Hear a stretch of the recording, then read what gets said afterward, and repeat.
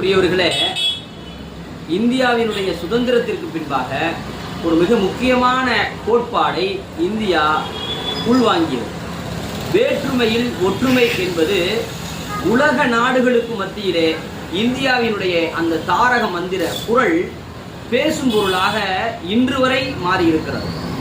India ஒரு ஜனநாயக நாடு என்று விண்வெளியை ஆராய்ச்சி செய்து வந்த சுனிதா வில்லியம்ஸ் அம்மையார் உட்பட பலரும் பல உலக பந்தினுடைய பல பாகங்களில் இருந்தும் பேசிக் கொண்டிருக்கிறார்கள்.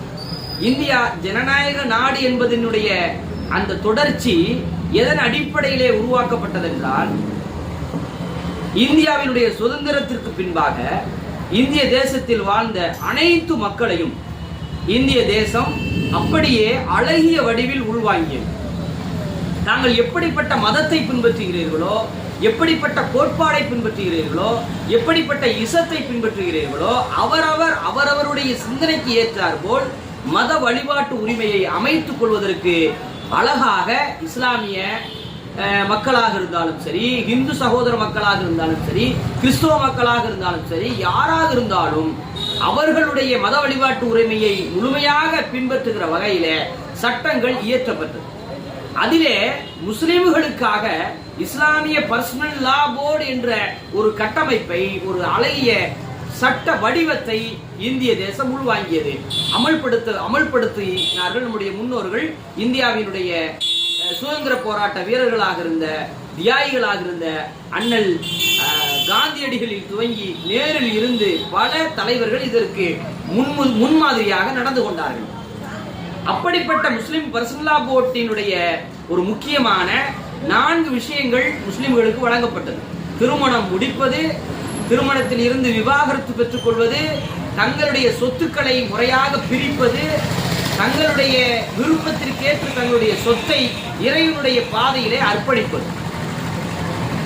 இந்தியாவிலே பாஜக அரசு 2014ஆம் ஆண்டு பொறுப்பேற்றுக் கொண்டதில் இருந்து இந்தியாவில் வாழுகிற சிறுபான்மை மக்களை, பிற்படுத்தப்பட்ட மக்களை அழிக்க வேண்டும் அல்லது அவர்களை துன்புறுத்த வேண்டும், அவர்களை இடையூறு செய்ய வேண்டும் என்பதற்காக இந்த வேற்றுமையில் ஒற்றுமை என்கின்ற சித்தாந்தத்தின் மீது, இந்த குரலின் மீது இந்தியாவினுடைய ஜனநாயக தன்மையை கேள்விக்குள்ளாக்குகிற வகையில பல்வேறு சட்ட திருத்தங்களை கொண்டு வருகிறார். முஸ்லிம்களுடைய திருமணம் முடிக்கிற அந்த அம்சத்திலே கட்டாய பதிவு திருமண சட்டம் என்று கொண்டு வந்தார். விவாகரத்து விஷயத்திலே முத்தலாக்குடைய சட்டம் என்று கொண்டு வந்தார். முஸ்லிம்களுடைய முக்கியமான அன்பளிப்பாக இருக்கிற வக்ஃப் சொத்துக்களை சட்ட திருத்தம் என்கின்ற பெயரிலே இன்று பாராளுமன்ற அவையிலே ஒரு மசோதாவை முழுமையாக தாக்கல் செய்திருக்கிறார். இது எப்படிப்பட்ட நிலைப்பாடு என்றால், இறைவனுடைய சிந்தனைக்கு மாற்றமான நிலைப்பாடு, முஸ்லிம்களினுடைய கோட்பாடுக்கு மாற்றமானது, இறை குர்ஆன் பேசுகிற உன்னதமான கருத்திற்கு எதிரானது.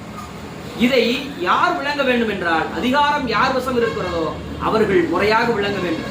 இல்லை என்றால் மிகப்பெரிய அழிவையும் மிகப்பெரிய இழப்பையும் அவர்கள் இதற்காக விலையாக தர வேண்டிய இருக்கும். அப்படிப்பட்ட வரலாறைத்தான் உலகம் தோன்றியதில் இருந்து இன்று வரை உலகம் தந்து கொண்டிருக்கிறது.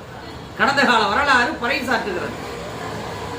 இந்த தேசத்தில் எப்படிப்பட்ட ஒரு மோசமான சட்டத்தை இன்று அவர்கள் பாராளுமன்றத்திலே திருத்தம் என்ற பெயரிலே, ஒரு உதாரணத்திற்கு திருத்தம் என்ற பெயரிலே வக்ஃப் செய்வதற்கு 5 வருடம் முஸ்லிமாக வாழ்ந்திருக்க வேண்டும் என்கின்ற ஒரு எல்லையை வைக்கிறார்கள். ஆனால் இறைவன் இறைமறையிலே இன்னும் முஹம்மது நபி ஸல்லல்லாஹு அலைஹி வஸல்லம் அவர்கள் தங்களுடைய வாழ்வியலிலே உலக மக்கள் எல்லோரும், முஸ்லிம்களுக்கு மட்டுமல்ல எல்லா மக்களுக்கும் ஒரு அழகிய கோட்பாடை சொல்லுகிறார்கள். என்ன கோட்பாடு?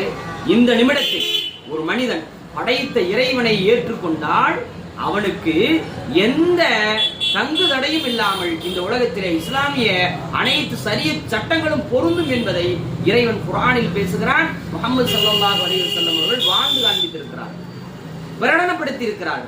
அதை மறுக்கிற வகையிலே ஒரு புதிய திருத்தம் என்ற பெயரில் 40க்கும் மேற்பட்ட திருத்தத்தை கொண்டு வந்து இறைவனுடைய சொத்திலே கை வைப்பது என்பது மிகப்பெரிய ஆபத்து. யாருக்கென்றால், யார் இன்று அதிகாரத்தில் இருக்கிறார்களோ அவர்களுக்கு இதை நாம் எச்சரிக்கையாக இந்த உலகத்தில், இந்த பூமி பந்தில் பதிவு செய்ய வேண்டிய தேவையும் பொறுப்பும் இருக்கிறது.